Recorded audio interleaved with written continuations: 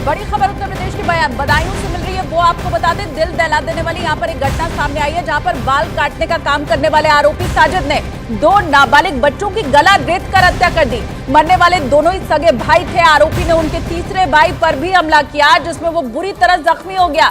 घटना के बाद जब पुलिस मौके पर पहुंची तो उसने पुलिस पर भी फायरिंग कर दी, जिसके बाद पुलिस ने आरोपी को एनकाउंटर में ढेर कर दिया। घटना के बाद गुस्साए लोगों ने जोरदार हंगामा किया, आगजनी भी की गई। हालांकि पुलिस का यह दावा है कि स्थिति अभी काबू में है और हत्या की वजह की जांच की जा रही है। इलाके में सुरक्षा कड़ी कर दी गई है, भारी पुलिस बल तैनात है, लेकिन जिसने भी इस घटना को सुना वो दहल उठा।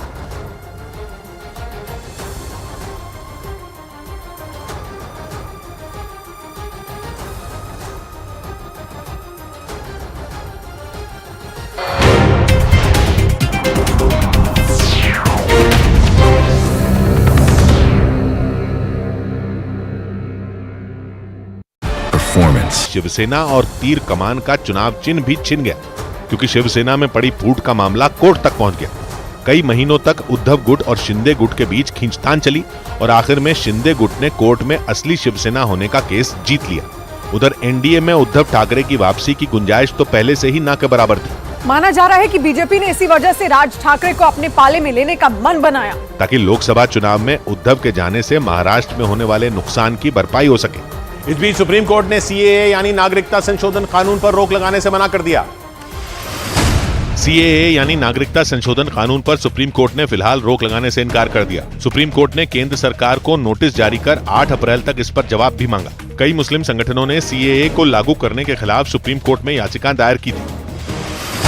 दिल्ली शराब घोटाला मामले में आरोपी तेलंगाना के पूर्व मुख्यमंत्री के चंद्रशेखर राव की बेटी के कविता ने सुप्रीम कोर्ट में दायर अपनी पुरानी याचिका वापस ले ली। उन्होंने ईडी के समन्स को कोर्ट में चुनौती दी थी। हालांकि ईडी की गिरफ्तारी को चुनौती देने वाली याचिका पर सुनवाई होनी बाकी है।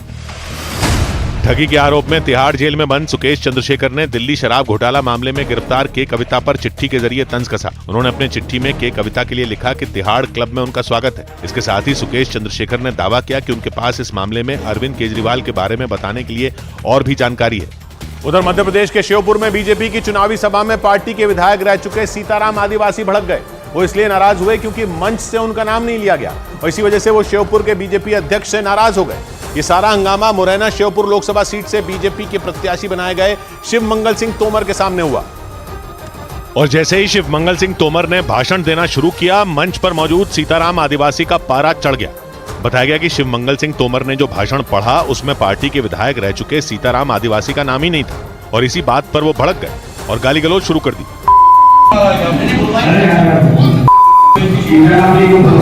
मामला बिगड़ता देखकर मंच पर मौजूद दूसरे नेता आगे आए।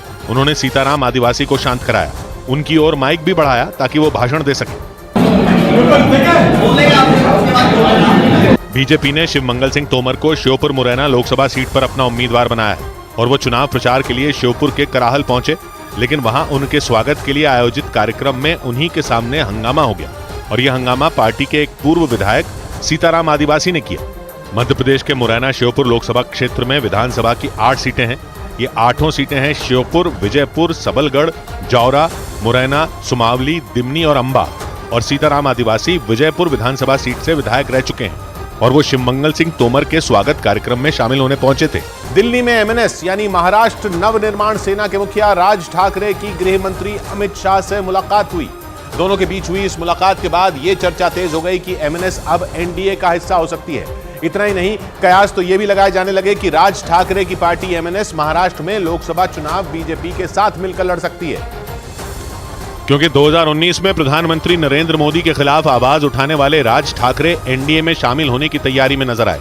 हालांकि ये कयास कई दिनों से लगाए जा रहे थे, लेकिन जैसे ही राज ठाकरे ने दिल्ली में गृह मंत्री अमित शाह से मुलाकात की, इस गठबंधन पर करीब करीब मोहर लग गई। ये तस्वीर यहाँ पर एकदम साफ हो गई है कि महाराष्ट्र नवनिर्माण सेना, जो कि राज ठाकरे की पार्टी है, वो गठबंधन करेगी। सूत्रों ने दावा किया कि इस बैठक के दौरान राज ठाकरे ने महाराष्ट्र में 2 लोकसभा सीटों पर अपनी पार्टी के उम्मीदवार उतारने की डिमांड की। दावा है कि उन्होंने शिरडी और दक्षिण मुंबई लोकसभा सीट पर एमएनएस के उम्मीदवार उतारने का ऑफर गृह मंत्री के सामने रखा। और अगर ये डील तय हो गई तो इसका मतलब साफ है कि सालों बाद राज ठाकरे और भारतीय जनता पार्टी एक साथ मिलकर चुनाव लड़ेंगे। क्योंकि जब से वो बाला साहब वाली शिवसेना से अलग हुए, उनके रिश्ते बीजेपी से बिगड़ गए थे और राजनीतिक जानकारों का मानना है कि अगर राज ठाकरे की पार्टी एनडीए का हिस्सा बनती है तो इससे दोनों को फायदा होगा, क्योंकि इस बार 2019 की तरह उद्धव ठाकरे और एनडीए एक साथ नहीं है। माना जा रहा है कि इसी वजह से बीजेपी ने राज ठाकरे पर भरोसा जताया, क्योंकि महाराष्ट्र में रहने वाले लोगों के बीच अब भी राज ठाकरे की अच्छी पकड़ मानी जाती है। कहा जाता है कि राज ठाकरे ने मराठियों के बीच जो धाक बनाई उसकी वजह उनके चाचा और शिवसेना के संस्थापक बाला साहब ठाकरे थे। हालांकि कई साल पहले दोनों के रिश्तों में खटास आ गई थी, और वो भी इतनी कि राज ठाकरे को पार्टी और ठाकरे परिवार दोनों से दूर कर दिया गया था। लेकिन ये सब अचानक नहीं हुआ था, क्योंकि उन दिनों तो राज ठाकरे ही बाला साहब ठाकरे के उत्तराधिकारी माने जाते थे। इस बात में कोई शक ही नहीं था कि बाला साहब ठाकरे के बाद अगर कोई शिवसेना का चेहरा होगा तो वो राज ठाकरे ही होंगे। यहाँ तक राज ठाकरे को जूनियर बाला साहब ठाकरे तक कहा जाने लगा था, क्योंकि उनके चलने बोलने और लोगों से बात करने का ढंग भी बिल्कुल बाला साहब ठाकरे जैसा ही था। खुद राज ठाकरे भी बाला साहब ठाकरे की तर्ज पर अपने आप को तैयार कर रहे थे। उन्होंने भी बाला साहब ठाकरे के M3 फॉर्मूले को आगे बढ़ाने का काम किया था। शिवसेना के M3 फॉर्मूले में पहला M ये था कि शिवसेना मराठी मानुष के हक के लिए लड़ेगी। दूसरा M इस बात को दिखाता था कि शिवसेना महाराष्ट्र में मुस्लिम समुदाय के खिलाफ आवाज उठाएगी। और तीसरा M माइग्रेंट यानी देश के दूसरे राज्यों से आए लोगों के ऊपर मराठियों को मिलने वाली नौकरी के हक की तरफ इशारा करता था, क्योंकि उस दौर में महाराष्ट्र में देश के कई राज्यों से हजारों की तादाद में लोग नौकरियों के लिए पहुंच रहे थे। और शिवसेना ने यह बिगुल फूंका कि दूसरे राज्य के लोगों की वजह से महाराष्ट्र के लोगों को नौकरियां और संसाधन नहीं मिल रहे। और फिर इन्हीं 3M ने बाला साहब ठाकरे को महाराष्ट्र का सबसे बड़ा नेता बना दिया और शिवसेना को किंग मेकर। बाला साहब ठाकरे का उसूल था कि शिवसेना का नेता खुद कभी भी कुर्सी पर नहीं बैठेगा, लेकिन वो ये सीना ठोक के कहते थे कि बगैर उनकी पार्टी के समर्थन के महाराष्ट्र में सरकार बनाना उतना ही मुश्किल है जैसे पत्थर मारकर आसमान में छेद करने की कोशिश करना। यानी सीधे शब्दों में बाला साहब ठाकरे का यह दावा था कि उनके बगैर महाराष्ट्र में सरकार बनाना लगभग नामुमकिन था। और उस वक्त पर उनकी सबसे बड़ी ताकत थे उनके भतीजे राज।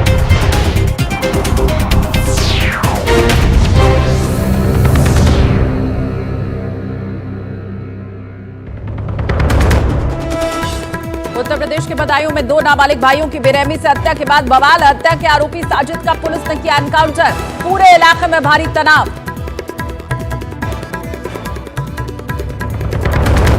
दक्षिण भारत के दौरे से लौटने के बाद पीएम मोदी ने की बड़ी बैठक में गृह मंत्री अमित शाह, बीएल संतोष और पार्टी अध्यक्ष जेपी नड्डा हुए शामिल। बीजेपी मुख्यालय में भी शाह और नड्डा ने अलग से की बैठक। चुनाव तारीखों के ऐलान के बाद बंगाल में हिंसा की पहली घटना। कूच बिहार के देनाटा में केंद्रीय मंत्री निशित प्रामाणिक और राज्य मंत्री उदयन गुहा के समर्थकों के बीच हुई हाथापाई। राज्यपाल ने डीजीपी से घटना की रिपोर्ट मांगी। आरएलजेपी के पशुपति पारस आज पटना में पार्टी के नेताओं के साथ करेंगे बैठक।